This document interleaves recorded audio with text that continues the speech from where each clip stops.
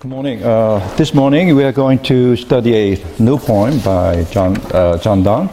The poem is called "The Bait." This is a very interesting poem. It is also a love poem. The Bait.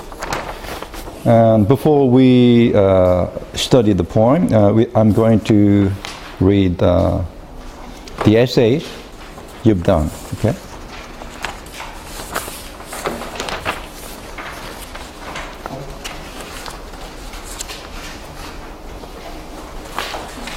Okay, these essays are very short one you did in class, and it is about the poem Ecstasy, The Ecstasy.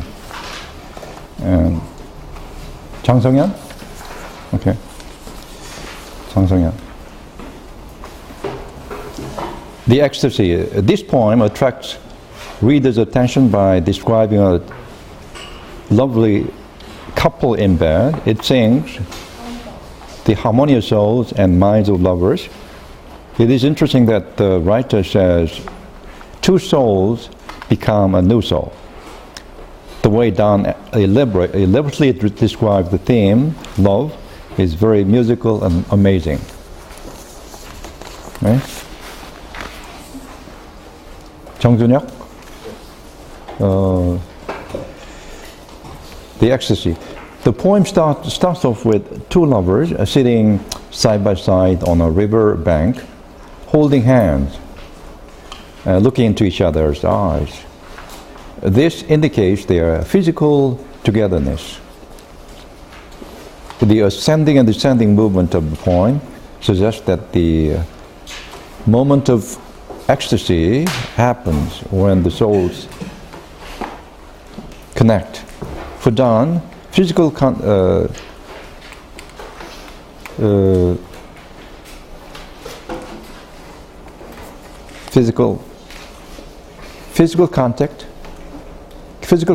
cements spiritual unity and vice versa. 구경모?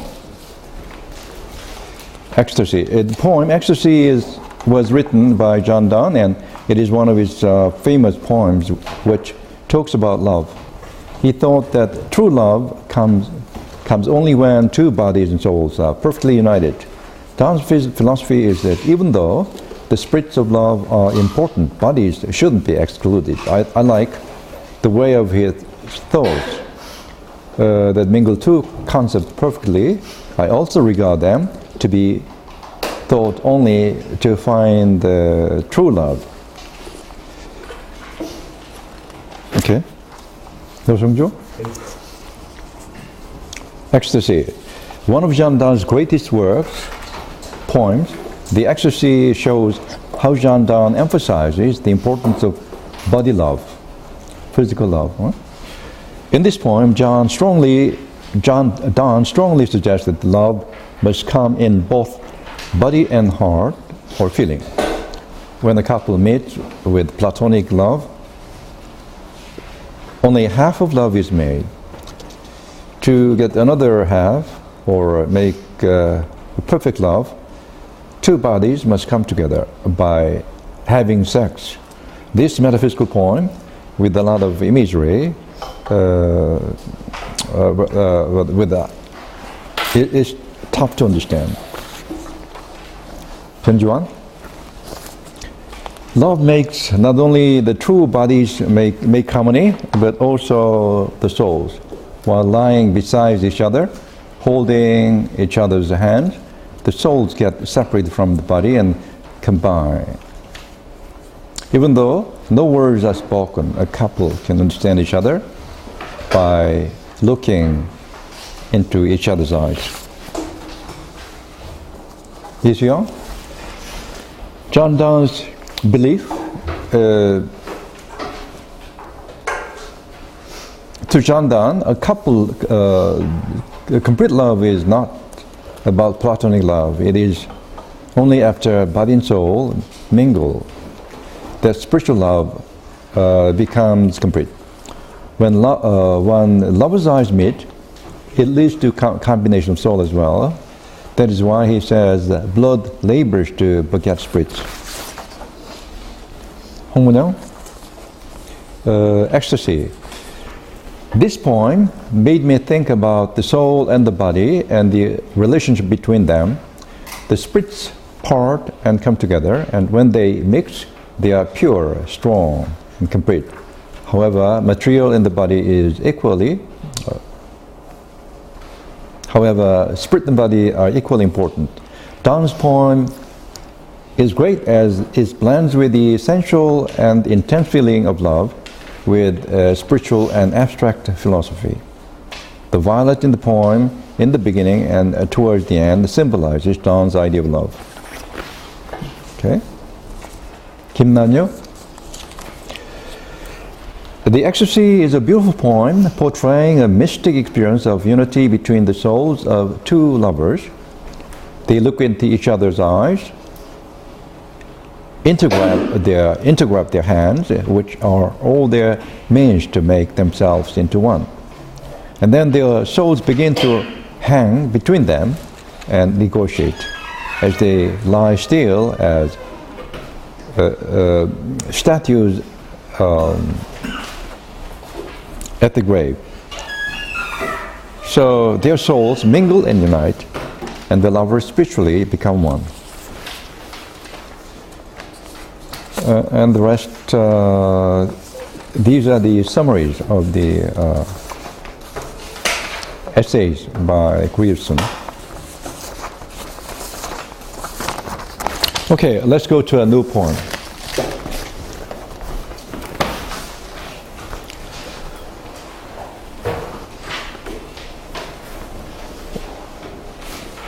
Okay, the bait. Come live with me, come live with me and be my love, and we will some new pleasures prove.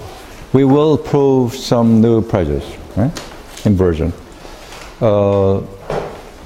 We will some new pleasures prove of golden sands and crystal brooks with silken lines and silver hooks. So it's a metaphor of what? Angling, fishing, right? There will be the lover. There will the rubber whispering run. There the river will run whispering. Okay. There the river will run whispering. Warmed by thy eyes, warmed by thy eyes. There's hyperbole here, right? The sun is compared to the sun, right? Then the eyes are compared to the sun, right? So, warmed by thy eyes, more than the sun, is the biggest hyperbole, exaggeration, right? Warmed by the eyes more than the sun, and there the enamored fish will stay. Enamored fish will stay, begging themselves they may betray. Okay, it's an idiomatic expression. Betray oneself, right? Betray oneself. You say in spite of self. You confess in spite of self that you love her, your partner, right? You didn't mean to say anything about it, but in spite of yourself, you confess your love to your partner.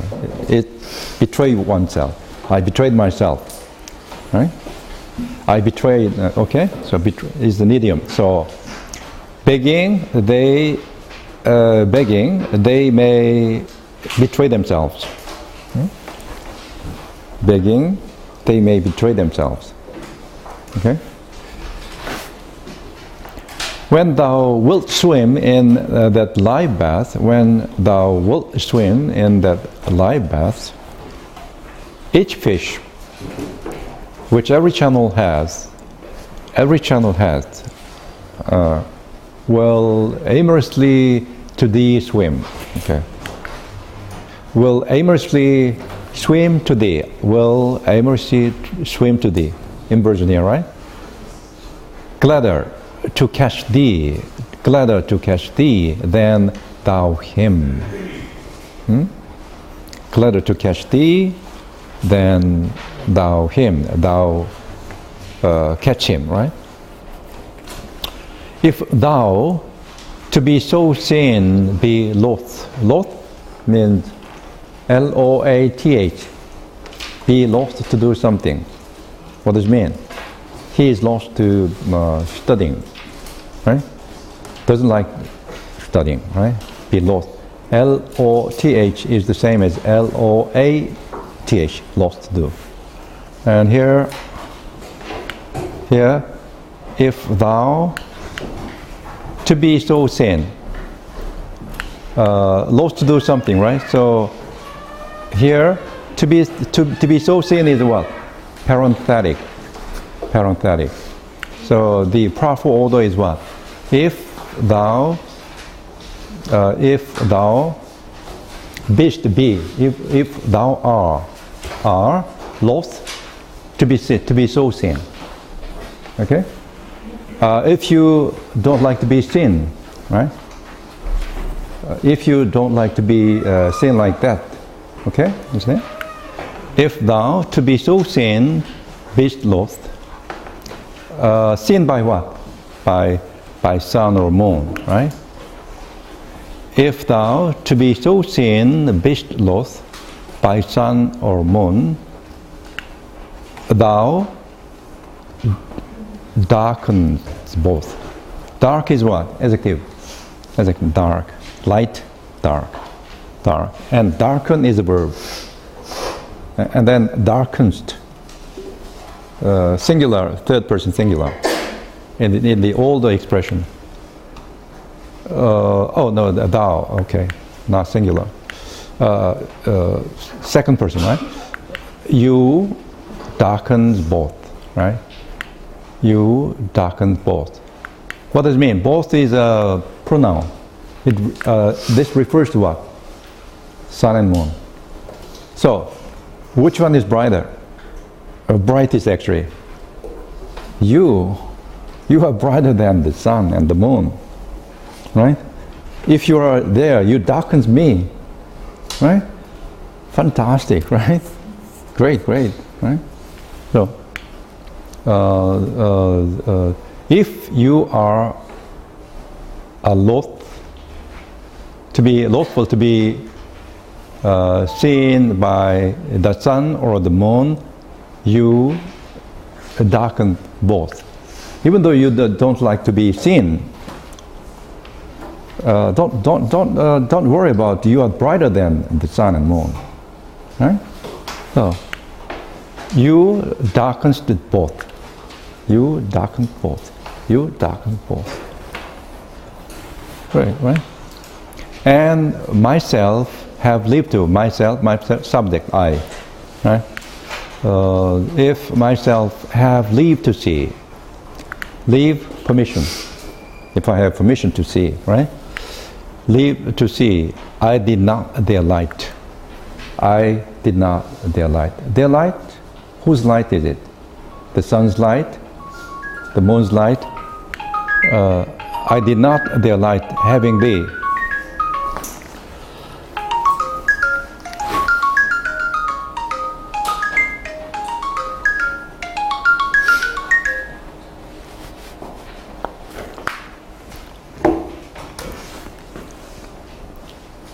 I did not their light having thee. Because I have you, I don't need the sun's light. I don't need the light of the sun or the moon. Right? So great here, right? Let others freeze with angling reeds. Let others freeze with angling reeds. Freeze, stop. Right? Freeze. Let others freeze with angling reeds. And cut their legs with shells and weeds. So they are going to catch fish, right, in the river, right? So, or treacherously pull a fish beset. Treacherous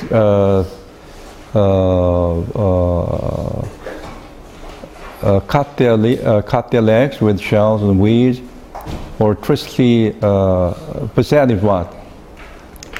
possessed treacherously poor fish.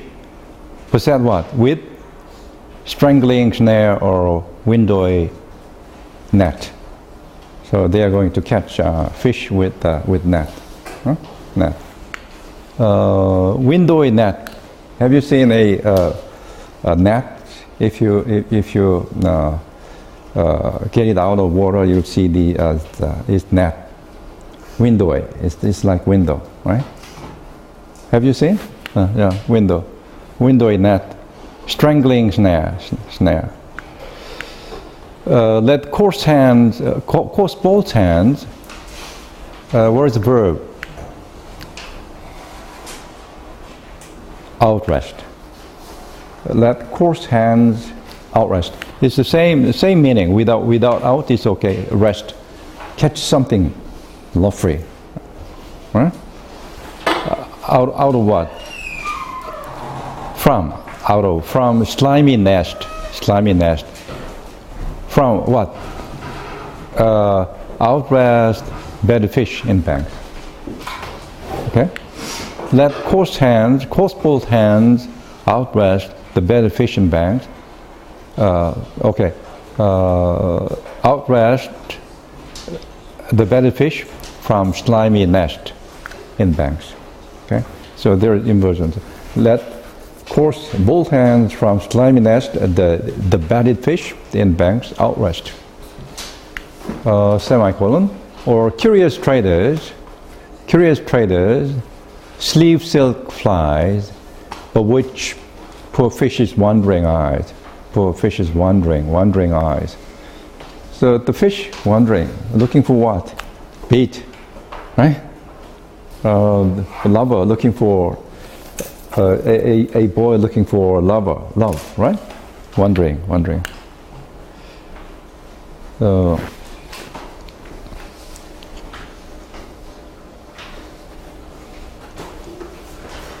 Okay, footnote. What I made replies to Marlowe's "The passionate shepherd to his love." Actually, this poem is a reply. There's a poem by Marlowe, and John Donne is writing a poem in response to this poem, right? Passionate shepherd to his love. Bait, food or something made in imitation, put on a hook to catch fish. Or you can use it verb, right? Put food, the real imitation, on a hook to catch fish. Bait a hook with a worm, right? Bait a hook with a worm. If you use it as verb, right? Betray means betray oneself, show what one really is, right? Without, in spite of yourself. He had a good disguise, but as soon as he spoke, he betrayed himself, right? He pretended you're an American, but as soon as you speak, what? He betrayed himself, right? By the fact that he had some thick Korean accent, right? Betray oneself, right? Loth. Rest, to take violently away. Get something by effort. Prefix rest, outrest is an emphasis, right?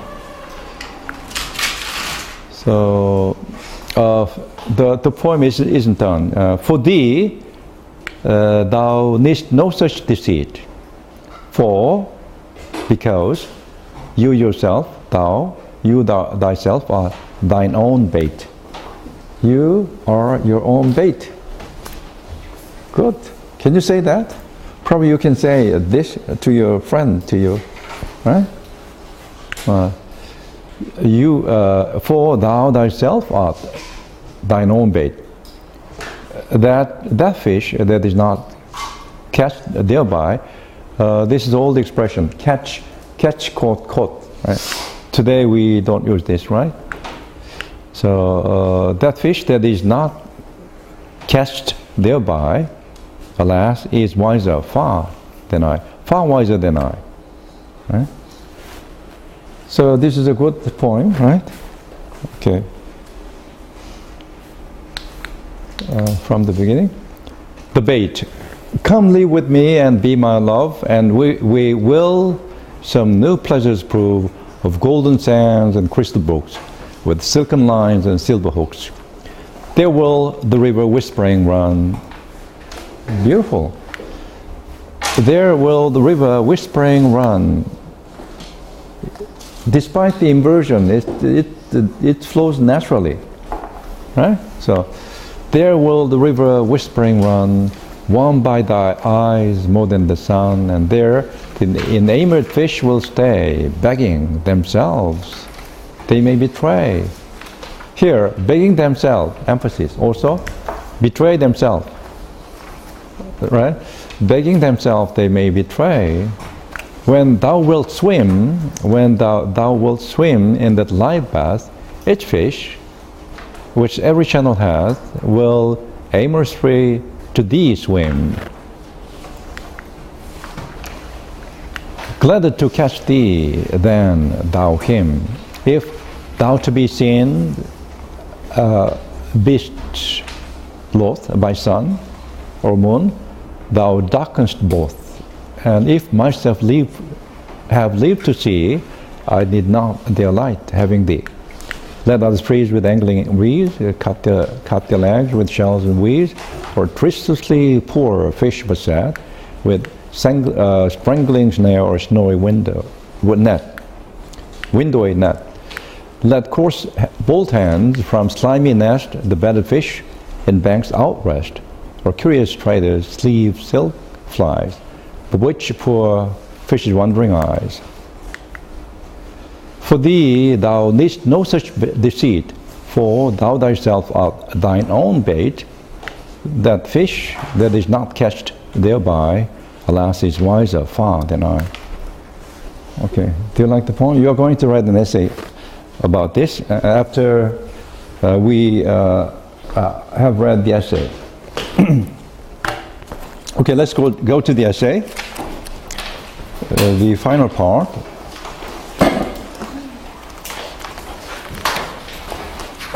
Okay, page 118. After the quote, there is a long quote. The poem. After the poem, these vivid, simple, realistic touches are too quickly merged in learned and fantastic elaborations. And the final effect of every poem of Donne's is bizarre and blended one. Now you understand, right? We have looked, we have studied several poems, and you can understand. So the final effect of every poem of Donne's is a bizarre and blended one. But if the greatest poetry rises clear of the bizarre, the fantastic, yet the very great poetry may be bizarre if it be the expression of a strangely blended temperament, an intense emotion, a vivid imagination. What is true of Donne's imagery is true of the other disconcerting element in his poetry, his harsh and rugged verse. It is an outcome of the same double motif, the desire to startle and the desire to approximate the poetic to direct, unconventional colloquial speech. Poetry is always a balance, sometimes a compromise, between what has to be said and the prescribed pattern to which the saying of it is adjusted. So there should be balance between, right, this style and content. And Spencer probably is the oldest and greatest poet. William Shakespeare is certainly a poet. She is a poet, right? Temperamentally, he's a poet. But most of his work is what? Dramatic work, plays, right? So we don't call him a poet, actually, even though he is the great creative poet. Then, who is the greatest poet? Probably Milton, John Milton, and Edmund Spenser. Edmund Spenser is the oldest poet. So, according to him, no, his poetry is what? Very lovely and very, very sweet. and he sacrifices the meaning for the music in it, right? But John Donne is different, right? He in his poetry you can find both the music and the significant meaning, and so, but kind of rough, right? Very tough poetry to bite. In poetry such as Spencer's, the musical flow, the melody and harmony of line and stanza is dominant compared with John Donne, right? And the meaning is adjusted to it. Meaning is less important than the music in it. At the not too infrequent cost of diffuseness. If a delightful diffuseness and even some weakness of phrasing logically and rhetorically considered. How about Shakespeare?